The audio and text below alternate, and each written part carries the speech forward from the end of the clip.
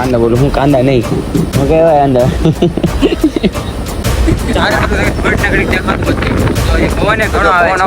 રાતે આ ને ચાલુ થાય ફોન આવશે તો આ છે હાડકા ઓલું કઈક છે કઈક ખોપડી બોપડી કઈક છે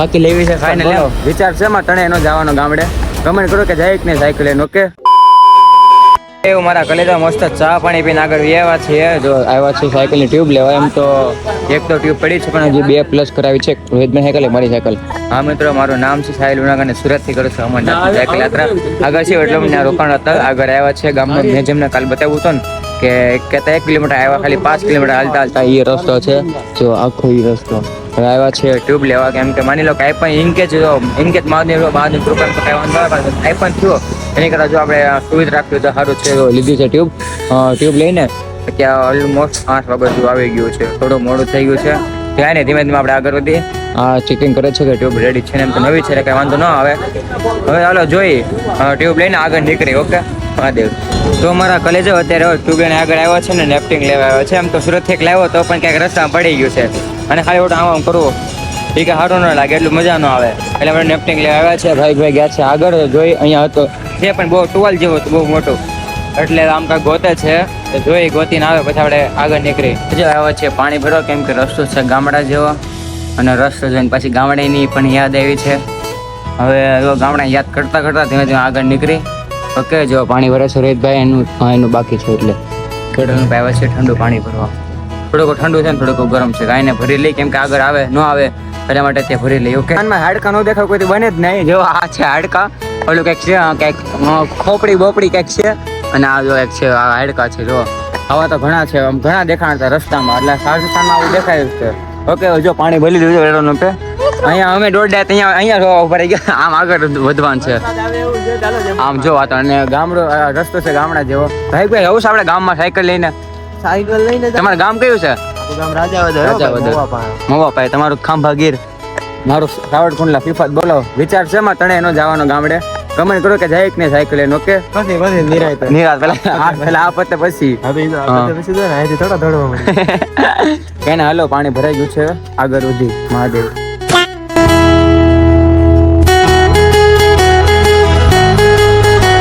ધીમે ધીમે હવે છાંટા ચાલુ થઈ ગયા છે કેમ કે જાય છે સિકરમાં લીધો બાયપાસ રસ્તો છે જો આવો ગામડા જેવો રસ્તો છે ને આજુબાજુ આવું ઝાડું છે પણ જો આવો ટાઈપ હું ક્યારે એવું વિચારી છે હોટલો ન આવે બાયપાસમાં 30 કિલોમીટર જેવો બાયપાસ છે આ એટલે 30 કિલોમીટર જેવો આવું છે નકરો એટલે કે ખાલી જગ્યા ગોતી સાયકલ બધું મૂકીએ કે આપણે જડે નહીં એ રીતે ઓકે આવ્યા છે સાઈડે આરામ કરવા એટલે વસ્તુ લીધી છે રોહિતભાઈ આખી દુકાન લીધી છે જો નાના છોકરા એવું એટલું બધું લઈ લીધું છે થઈ ગયા છે કે બેગમાં એટલી બધી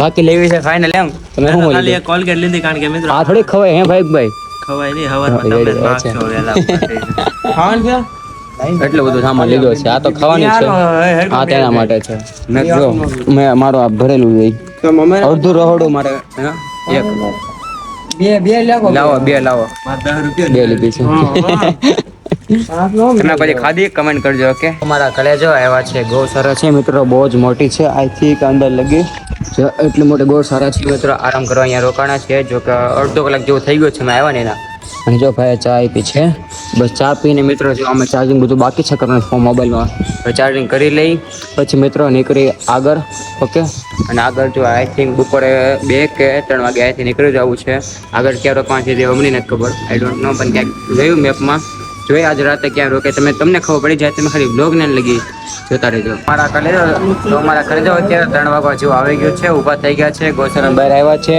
જે હતું ને છે દુકાન બદામ શેક અને રસનું છે જો લીધો છે બદામ શેક અને ભાઈઓ કેમ કે આપણા શરીર માટે બદામ શેક બહુ સારો એનર્જી આવે સાયકલ યાત્રામાં લીધો છે હવે ચાલો આ જઈને એમ તો એનર્જી આપે દૂધ આવે એટલે કાંદા બોલું હું કાંદા નહીં હું કહેવાય અંદર કાંદા થોડી ભૂલાઈ જશે બદામને ઉધાવ એટલે એનર્જી આપે કારણ કે અમે વરસાદ જેવા આવ્યો એટલે બેસી ગયા હતા હવે પાછા ઊભા થઈને આપણે આગળ વધી ઓકે મિત્રો અમે શિખર ખાધું આગળ હતા બહુ જોરદાર પવન આવી ગયો વરસાદ જેવું થઈ ગયો છે હવે જોઈ હવે એમ તો વાવાઝોડું અહીંયા કેમ ખાલી પવન જો ચારે બધું ધોળના ઘડીક દેખાતું હતું. તો એ પવન ઘણો આવે છે જો. અને જો મિત્રો આ બધું વરસાદ જેવું બંધ થાય એટલે ધીમે ધીમે આગળ નીકળી અને જોઈએ કેવો વરસાદ જો વરસાદ આવશે તો અહીંયા કંઈક રોકવાનું ઠેકાણા કરશું. ઓકે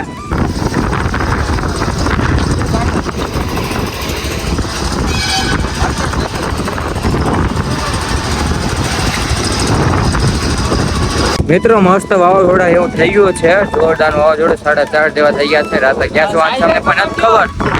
જો થઈ ગયું છે વાવાઝોડા જેવું ચાલે છે. હવે જોઈએ આ બંધ થાય ને તો ફટાફટ જેમ મને આગળ નીકળે જો આગળ કાંઈ નથી દેખાતો. જો આગળ આવો રસ્તો નથી દેખાતો. કેટલો વાવાઝોડું જો અચાનક બધું થઈ ગયું અચાનક. હવે જો આ બંધ થાય ને તો પછી આપણે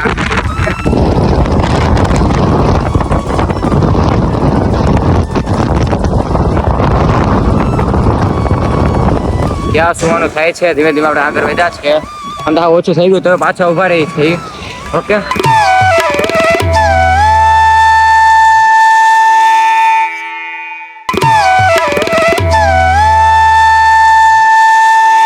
તો ફાઇનલી મારા કલેજે સુવાનું થઈ ગયું છે. 5 વાગી ગયા છે. હજી પણ જો પવન આવે છે. ઝાડો જોઈને બહુ પડતા છે. જો અમે થોડો અવાજ આવતો છે બેકગ્રાઉન્ડમાં. અને આ જો મંદિર છે મિત્રો, અહીંયા મહાદેવનું મંદિર છે.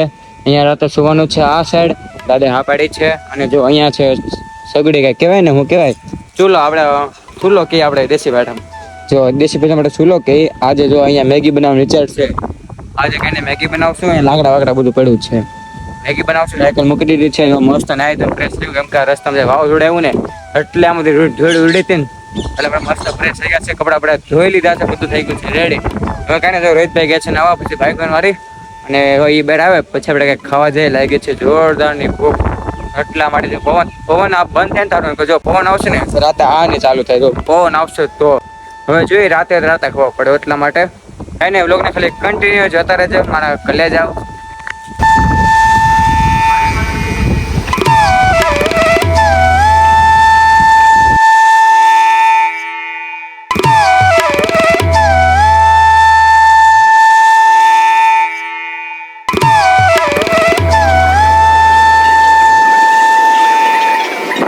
ફાઇનલી મારા કલેજો બહાર આવ્યા હતા આટો મારવા. ડાયર ભાત લેવા જુઓ જડી ગયા છે. ડાયર ભાત માંડમાં અહીંયા રાજસ્થાનમાં બહુ ઓછા ભાત થાય છે. તો એ જો ભાઈ બનાવી દીધા ભાત અને ડાયર પણ આવી ગઈ છે. હજી જો પવન ચાલુ છે. જો વાતાવરણ જે એવું છે.